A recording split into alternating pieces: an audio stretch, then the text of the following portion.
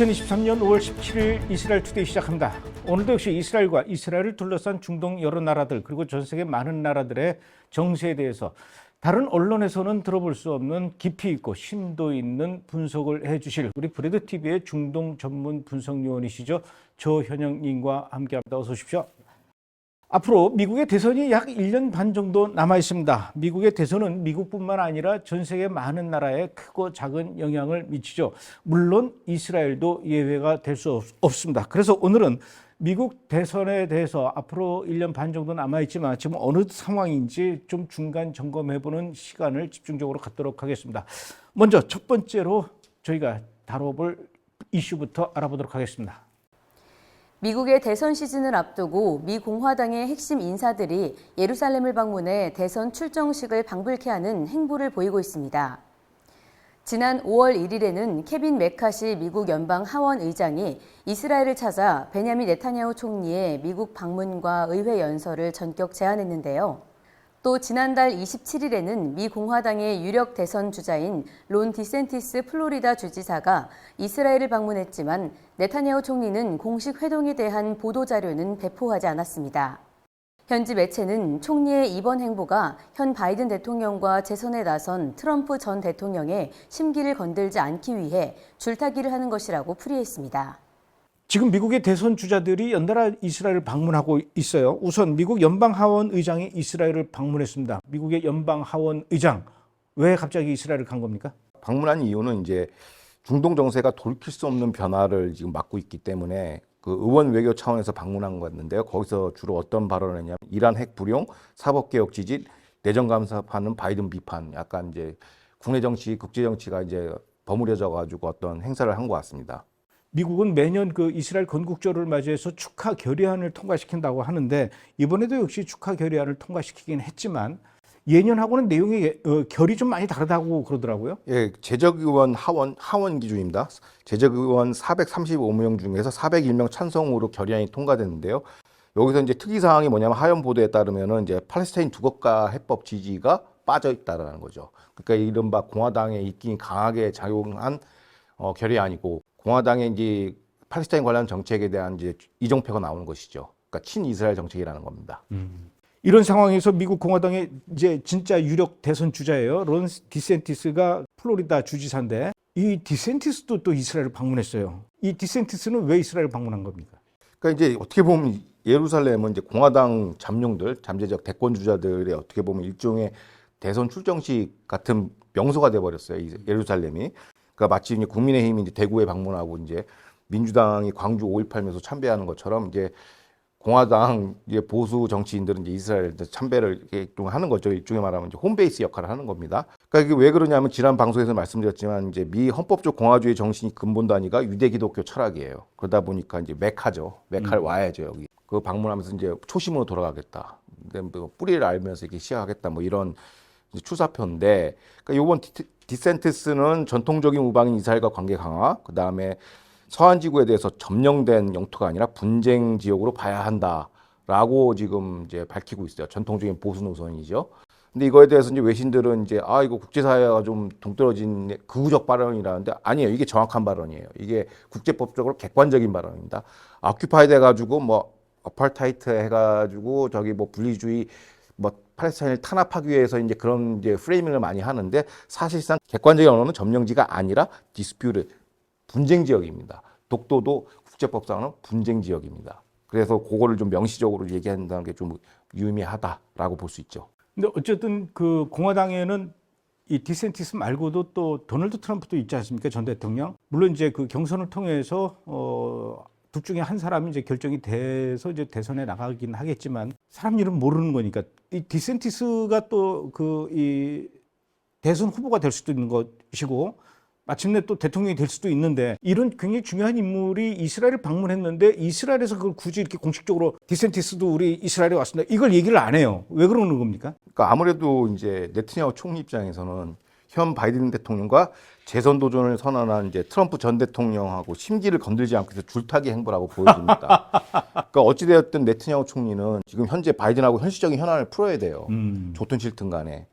그리고 미래의 디센티스 경쟁 관계인 트럼프와 척지면 안 되죠. 왜냐하면 솔직히 트럼프만큼 이스라엘 호혜적인 미 대통령이 없으니까 여기서 이제 한 발 물러서 있는 것이요. 미국 정책에 개입하다 보면 이상하게 좀 오염될 수가 있다 보니까 그런 것 같습니다. 그만큼 그 미국 대통령이 되려면은 그 이스라엘이나 미국에 있는 유대인들의 영향력, 입김 이걸 무시할 수 없다는 얘기죠. 그러니까 영향력은 무시할 수는 없죠. 왜냐하면 그 후원자들이 많기 때문에 후원자 도너가 중요하거든요. 근데 그런 거 있지만 표는 별로 아닌 것 같아요. 유대인 표는. 왜냐하면 현재 유대인 단체 대부분이 제이스트리트의 민주당 극자 세력으로 다 수렴이 돼 있어요. 그래서 유대인은 우파가 별로, 그러니까 농객들은 많은데 그 표밭으로 보면 별로 없고 사실상 유대인 투표보다는 이른바 바이블 벨트, 복음주의 기독교 표심 공략이라고 봐야 됩니다. 미국의 남쪽 지역이죠. 예.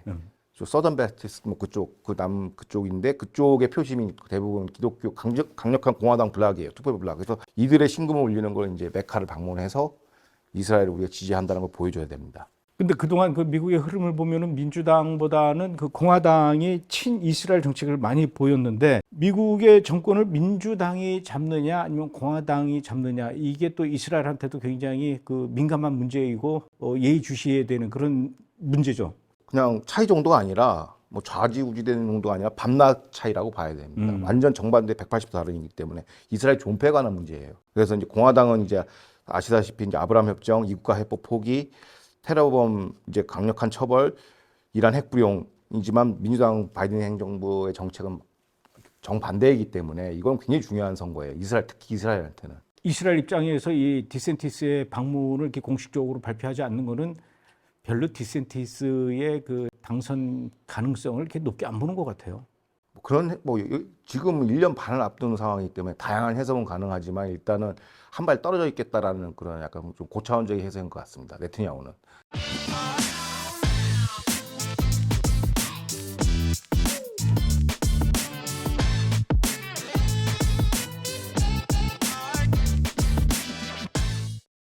앞으로 어찌됐든 이 공화당 안에서는 론 디센티스하고 도널드 트럼프의 대결 구도가 이제 그려질 것 같아요. 이 상황에 대해서 좀 더 이제 또 알아봐야 될 것 같아요. 두 번째 분석이죠. 또 확인해 보도록 하겠습니다. 2024년 차기 미국 대통령 선거에 출마한 도널드 트럼프 전 대통령의 지지율이 공화당 경쟁자로 부상한 론 디센티스 플로리다 주지사를 크게 앞선다는 여론조사 결과가 나왔습니다. CBS 뉴스가 미국 유권자를 대상으로 최근 실시한 여론조사에서 공화당 대선 후보 경쟁을 예측하는 질문에 응답자 58%가 트럼프 전 대통령의 승리를 예상했습니다.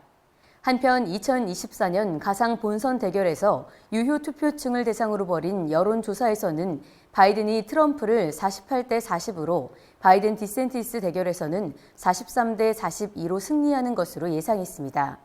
현재 이스라엘은 미 바이든 행정부의 친이란 팔레스타인 정책으로 국가위기 상태에 봉착한 가운데 친이스라엘 성향의 공화당이 대선에서 승리할 수 있을지 귀추가 주목되고 있습니다. 공화당 대선 후보로 이제 디센티스와 도널드 트럼프 이 두 사람이 현재로서는 경쟁하고 있어요. 아직도 제3의 인물이 나오지는 않은 그런 상황인데 있긴 있지만 별로 이렇게 영향력이 없고 도널드 트럼프야 우리가 뭐 지난번에 그 대통령을 한번 해봤기 때문에 이 성향을 좀 대충 알아요. 그런데 좀 이 디센티스에 대해서는 우리나라도 그렇고 좀 많은 사람들이 이분의 그 정치에 대해서 잘 모르는 것 같은데 어떤 인물입니까, 디센티스? 디센티스 주지사는 중산층 출신이고요. 명문 하버드 로스쿨 출신입니다. 근데 이게 약간 귀족 집안 그건 아니고요. 그래서 이제 미 해군 특수전단 네이비실 팀 1 배속 전담 법무관이었어요. 잭 옵세서라고 하는데 법무관으로 이른바 유일하게 군필자입니다. 뭐 그게 하나의 판단 기준이 될 수 있을지 모르겠지만 정치 경험은 이제 하원 의원 경험이 있고요. 트럼프 대통령의 지원으로 지난 2018년 플로리다 주지사에 당선됐습니다. 근데 디센티스가 대선 후보급으로 이렇게 성장한 배경은 바로 코로나19 대응을 훌륭하게 대처했다는 것이죠. 아, 플로리다에서? 예. 그 당시 왜냐하면 이른바 우리나라도 마찬가지지만 이게 좀 민감한 주제이긴 한데 그 백신 필수 접종을 이제 백악관에서 그 맨데이트를 했어요. 사회적 거리두기 하고 마스크 맨데이트 이런 걸 했는데 다 거부하고 락다운도 해제했어요. 그 북유럽 모델로 간 거예요. 그러니까 이른바 집단 면역 체제로 간 거죠. 헐드 이뮤니티 시스템으로 가가지고 이로 인해서 소상공인 자영업자를 살려냈어요. 이러면서 가장 안전하고 자유로운 플로리다를 만들어서 각 주에 있는 공화당 성향의 보수 성향의 시민들이 지금 대거 플로리다로 왔습니다. 그래서 플로리다가 원래는 약간 미국의 마이크로코스미예요. 그 약간 중도 펄보거든요. 미국 뭐 진보도 있고 보수도 있고 중도도 있고 해가지고 이렇게 좀 다양한 표밭인데 이게 완전 지금은 시뻘건 강성 보수주의 주로 변했습니다. 디산티스로 인해서. 이게 이제 트럼프의 최대 아킬레스건이 말씀하신 걸 한번 집권 경험이 있다 보니까 이제 코로나 대응 미숙에서 이제 파우치 박사 이런 사람 기용하고 여러 가지 좀 잘못 대응했다라는 거에서 이제 디산티스가 대비가 되는 것이죠. 트럼프랑 대립을 했어요. 그때 이제 백신 맨데이트 가지고 백악관을 하라고 그러는데 주지사 못하겠다 해가지고 그때 처음 반기를 들었는데 결국에 디산티스가 옳은 판단을 한 거죠. 결과론적으로. 뿐만 아니라 그럼 정치 성향이나 철학은 어떠냐 보니까 이른바 공화당의 이제 모세오경이라는 총기 합법화, 표현의 자유, 낙태 반대, LGBTQ 반대, 그다음에 이민법의 강성 매파입니다. 오호. 그러다 보니까 뭐 좋아하죠. 차세대 리더로 볼 수만 하죠. 그 나이도 젊어요. 지금 뭐 이따 얘기가 나오겠지만 바이든이 80이고 트럼프도 이제 70대 후반 가고 있지 않습니까? 40 초중반입니다.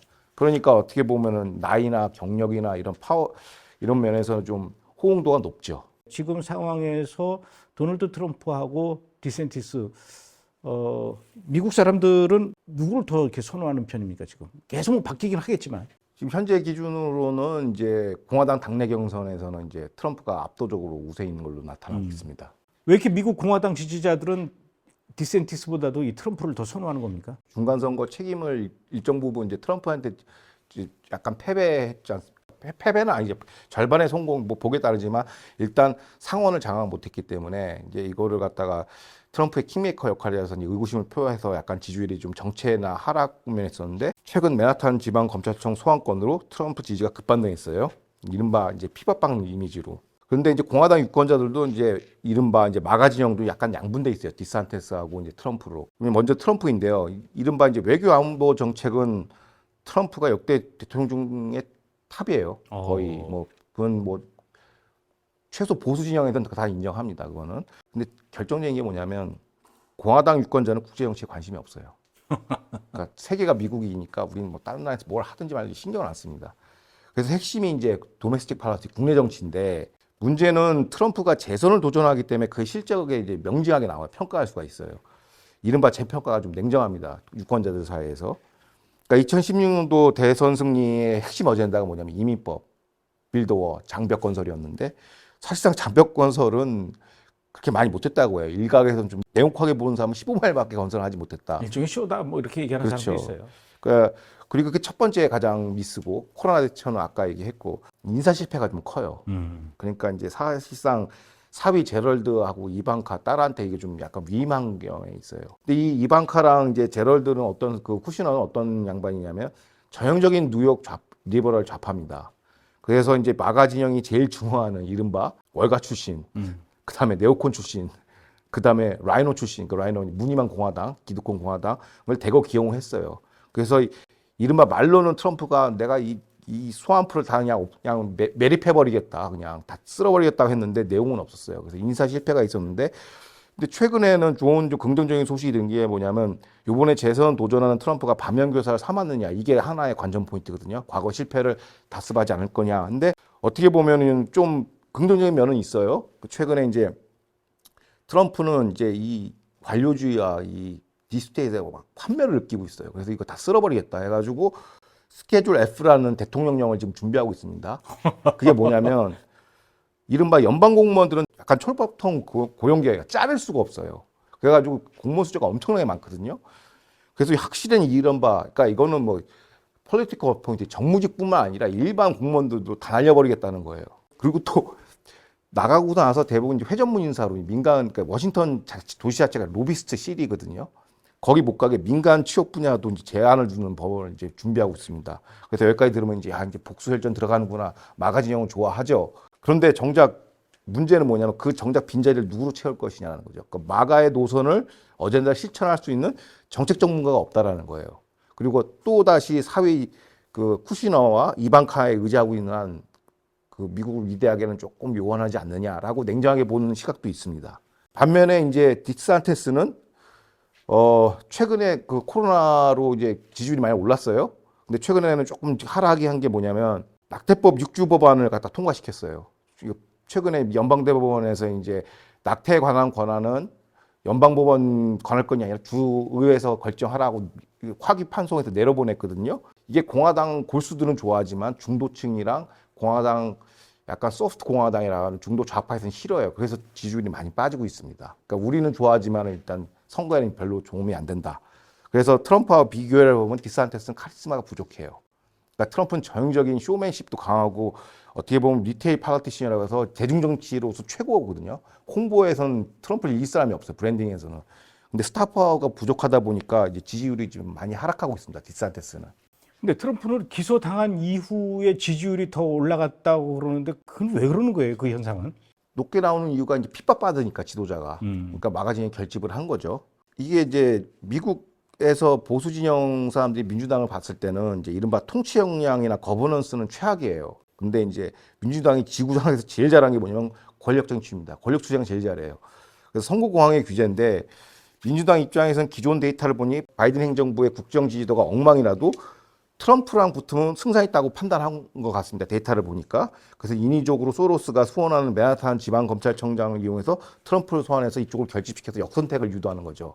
그러니까 왜냐하면 바이든 입장에서는 디산티스보다는 트럼프가 상대하기 쉽다. 그런가 하면은 그 본선에 가서 조 바이든하고 붙었을 경우에 이제 가상입니다. 그 여론조사를 했더니 사실은 트럼프보다도 디센티스가 더 우세한 걸로 이렇게 그 결과가 나왔어요. 이건 미국 공화당 지지자들이 트럼프보다도 디센티스를 더 지지한다는 그런 의미로 볼 수가 있는 겁니까? 그러니까 이게 왜 문제가 되냐면 당내 경선에서는 트럼프가 이겨요. 디산티스랑 했을 때. 근데 본선 경쟁력은 디산티가 조금 높은 걸로 나와 있어요. 그럼 무슨 얘기냐면 이미 민주당 세력이나 공화당 진영은 이미 마음이 정해져 있는 거예요. 지지 후보가. 그럼 뭐냐? 본선에서는 뭐 놓고 싸우면 중간층에 대한 대결이에요. 그러니까 중간층을 누가 더 많이 먹느냐거든요. 그러니까 과거 2016년도에 트럼프가 당선됐을 때는 어떻게 기존 공화당 표를 못 이겨요, 민주당을. 불법 이민자가 너무 많아가지고. 그래서 트럼프가 이민법과 산업 기반 시설 다시 러스트벨트로 환원시키겠다고 주장해가지고 이른바 민주당의 중도 성향 노조원들하고 중간표를 빨아들여가지고 겨우 이긴 거예요, 힐러리를 그 당시에는. 그런데 요번엔 조사를 해보니까 중간층에서 특히 백인 중상위층 여성 주부들에게 트럼프는 혐오의 대상이에요. 본선에는 경쟁력이 약하다는 거죠. 혐오의 대상이에요. 그러니까 공화당에서 인기 좋은데 중간층을 먹어야 대선을 이기거든요. 미국 선거가 이제 선거인단 제도지 않습니까? 그래서 이걸 한번 들여다보면은 2016년도에는 어떻게 이겼냐? 조지아, 펜실베니아, 위스콘신, 미시건 이런 스윙 스테이트에서 이긴 거예요. 이게 바로 이제 백인 중산층 노동자들이 트럼프를 지지한 거죠. 이민법 얘기하고 산업시설 미국 끌고 들어오겠다. 반중하니까. 근데 이게 2020년 지난 대선에서는 전부 다 민주당으로 플립 돌아갔어요. 그러니까 장벽도 그 지역이 스윙 스테이트가 장벽도 건설 안 하고 뭐 산업도 다시 안 들어오고 하니까 완전 돌아선 거거든요. 그리고 이게 그대로 이 트렌드가 작년에 있었던 중간선까지 그대로 반영됩니다. 여기에서도 위스콘신 같은 경우는 공화당이 선방하긴 했지만 주 대법원장이 민주당이에요. 여기서 또 선거 소송 붙으면 무조건 이기는 거예요. 또 민주당이. 그러니까 이 엘렉트로 매프에서는 굉장히 지금 불리합니다. 지금 트럼프가. 그러다 보니까 자연스럽게 디산티스한테 오는 거죠. 그러니까 중도층에서는 디산티스에 대한 호불호는 아직 보류 상태예요. 호감이 좋다는 없지만 결국에는 본선에서 중간층을 먹어야 되기 때문에 그래서 본선 경쟁력이 디산티스가 조금 낮지 않느냐. 그리고 바이든이랑 트럼프랑 붙으면은 바이든의 국정 지지도는 의미가 없어요. 그냥 상대가 누구냐에 따라서 달라요. 그래서 지금 아무리 바이든이 죽쓰고 있어도 트럼프만 붙으면 이긴다라고 지금 확실하는 것 같습니다. 민주당 선거 기획관들은. 지금 그래서 결론적으로 디산티스가 약간 우위에 있다. 본선에서는. 자, 이번에는 민주당 얘기를 좀 해보겠습니다. 민주당은 이제 조 바이든이 다시 재선에 도전하겠다고 이제 선포를 한 이런 상황인데 조 바이든의 가장 큰 아킬레스건은 역시 나이 때문인 것 같아요. 지금도 뭐 나이가 많아서 기억력이 뭐 오락가락 하느니 뭐 이상한 행동을 하느니 막 이런 얘기를 하는데 여러 가지 뭐 행동도 좀 불안해 보이고 이거 어떻게 잘 극복이 되겠습니까? 대통령 했다가 끝날 때쯤이면 86살인가 막 그렇다 그러던데. 미국 국민의 70% 국민이 반대하고 있죠. 어허. 반대하고 있는데 이 민주당의 본질적인 문제가 공화당은 경선을 통해서 후보를 냅니다. 근데 민주당은 슈퍼 델리게이션에서 마음에 안 들면 위에서 또 꽂아요. 후보를. 그 바이든이 원래 경선에서 졌어요. 오히려 버니 샌더스가 1등하고 있었는데 다 눌러버렸죠. 그래가지고 바이든을 올린 건데 바이든을 왜 올렸냐면 바이든이 그래도 대선 경쟁력이 있다고 본 거예요. 통치는 모르겠고.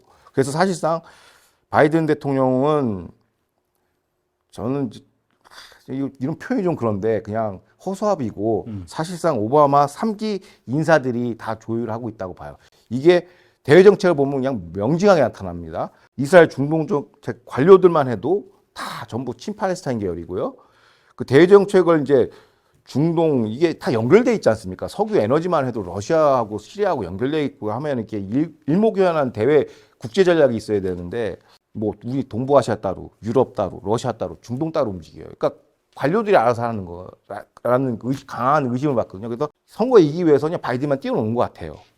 그래서 뭐 일각에서 미셸 오바마가 나온다는 얘기가 있는데 그거는 전 현실성은 없는 것 같습니다. 확실히 조 바이든은 이 중동 문제에 대해서는 전략적으로 우선순위에서 이 중동 문제는 많이 뒤로 밀리는 것 같아요. 만약에 조 바이든이 다시 또 재선에 성공하게 된다면 이런 분위기는 계속 이어지겠죠.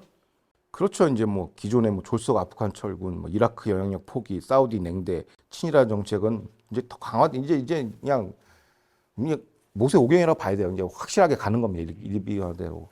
그래서 좀 이스라엘한테는 좀 불리하죠. 그래서 이스라엘 입장에서는 그 민주당이냐 아니면 공화당이냐 이런 부분에 대해서 굉장히 민감할 수밖에 없는데 누가 당선이 되든 이스라엘은 뭔가 대책이 좀 있어야 될 것 같아요. 뭔가 그 대책을 마련하고 있겠죠.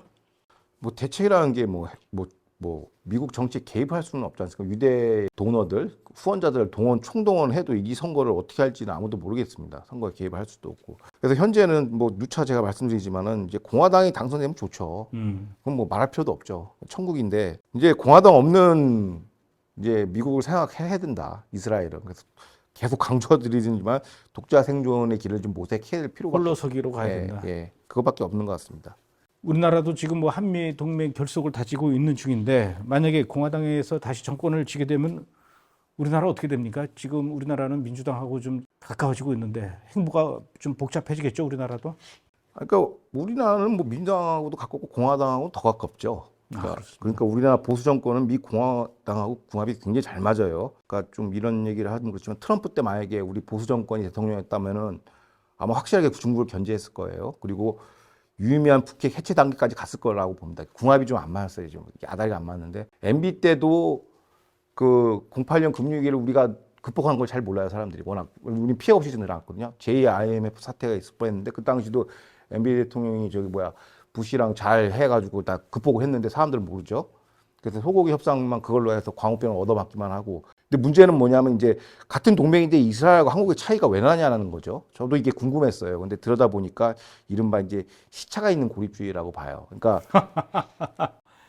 시차가 있는 고립주의. 그러니까 본질적으로 이제 세계 전략 관점에서 지정학 전문가들의 그 이론을 정리해 보면 미국은 이미 셰일가스 혁명, 에너지 독립국이에요. 수출국이란 말이에요. 그래서 더 이상 중동에서 중동 전체에 대한 전략적 가치가 떨어져 있고 그러다 보니까 전통적인 우방인 사우디, 이스라엘과 또 같이 떨어진 거죠. 그런데 그래서 이제 중동에서 빠져나오려고 하는데 공화당 트럼프식 고립주의는 뭐냐면 이제 아브라함 협정 만들어 놓고 빠지는 거죠. 우방을 위해서 먹고 살기 마련해 놓고 빠지는 거고. 바이든은 친이란 질서 재편으로 하고 여기에 이제 사우디가 최근에 굴복을 했죠. 근데 반면 대한민국은 민주공화 양당이 대한민국을 포기를 못 해요. 왜냐하면 반중을 하려면 대한민국이 필요하거든요. 한국이 필요해야 돼요. 그리고 또 반중을 이 국제 시스템에서 이른바 떨궈져내는 쫓겨내는 차이나 디커플링을 하려면은 또 한국 없이는 불가능해요. 왜? 우리나라가 전기차 배터리와 반도체 이 핵심 산업 시설이 있기 때문에 미국이 이것 때문에 우리를 보호해 주는 거거든요. 다른 이유가 없어요. 대만하고 똑같네요. 대만하고 똑같은 이슈인데 최종 목표는 이건 공화민주 마찬가지 고립주의로 흐르면 갑니다. 근데 모든 핵심 전략 산업 지난번에 코로나 때 미국이 된통당했거든. 마스크, 핵심 의약품 다 중국에서 하니까 이거 우리 죽는 거 아니냐. 그래가지고 이번에는 공화민주 양당이 반도체 이런 핵심 기술들을 다 미국으로 온쇼링하는 게 그건 일정 부분 합의가 된 거예요. 그래서 고립주의 방침이 찍혀 있는데 문제는 뭐냐면 왜 시차가 있는 고립주의냐면 공급사슬 재구축 기간을 포함해서 이게 한 5년에서 10년 걸려요. 그래서 한미동맹에 저는 유통기간 한 10년으로 봅니다. 5년에서 10년. 그러면 유효기간이 종료가 되면 어떻게 되냐. 동맹이 완료되면 고립주의가 완성이 되면 어떡할 거냐. 우리는 독자 핵무장을 해야 돼요. 그리고 일본과 함께 높은 단계의 그 안보 협정을 맺어야 됩니다. 그게 이제 이른바 중동을 지금 아브라함 협정을 일본이랑 맺어야 돼요. 우리는 이스라엘도 절천지원 사우디랑 맺었지 않습니까? 우리도 그걸 해야 돼요. 미국이 빠지면은. 그 어찌 보면 고립주의가 완성된 현재 이스라엘의 모습을 우리가 공부를 해야 돼요. 이게 선행지표란 말이에요. 이스라엘이 어떻게 대처를 하는지 나중에 미국이 빠져나갔을 때 우리의 어떤 모범답안이 나오거든요. 그래서 우리가 이스라엘을 집중적으로 스터디를 해야 될 필요가 있습니다. 우리나라 정부가 그렇게 하고 있을까요? 뭐 닥치면 하겠죠. 지금부터 계속 하고 있어야 될 거 아니에요, 이스라엘 스터디를. 뭐 그랬으면 좋겠는데 뭐. 브레드 TV를 좀 보면 좋을 텐데. 앞으로 이제 미국 대선 일정은 어떻게 됩니까? 그러니까 뭐 최근에 8월달 오는 8월에 위스콘신 1차 경선 토론이 있는데 트럼프가 또 불참한다고 했어요. 왜 나랑 상의 안 하고 결정하냐고 해서. 근데 공식적인 행사 절차는 2024년 내년부터 시작됩니다. 그러니까 1월에서 6월에 이제 경선 기간이고요. 대선은 내년 11월 4일 뭐 이렇게 되고 있습니다. 금년 말쯤에 다시 한번 또 미국 대선 얘기를 집중적으로 또 알아보도록 하죠. 오늘 고맙습니다. 감사합니다.